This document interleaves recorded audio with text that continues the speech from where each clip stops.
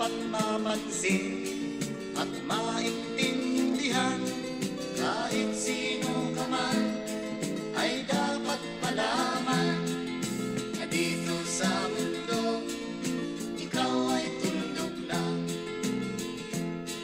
Kahit na ang araw sa kalangitan, siya ay tuldok lamang sa kalawakan.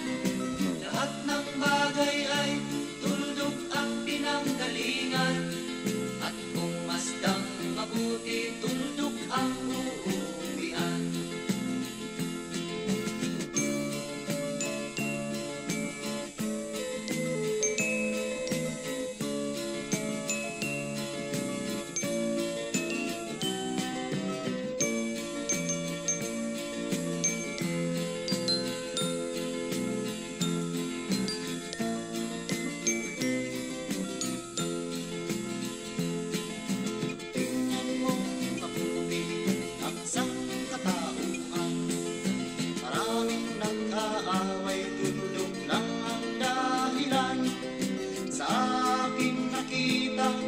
Ako'y natawa lang, pagkat ang nangyayari malaking kaibahan.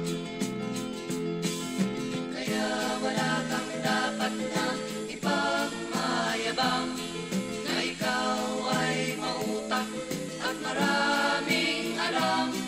Dahil kung susuriin at ating iisipin, katulad ng lahat, ikaw ay tuldok rin.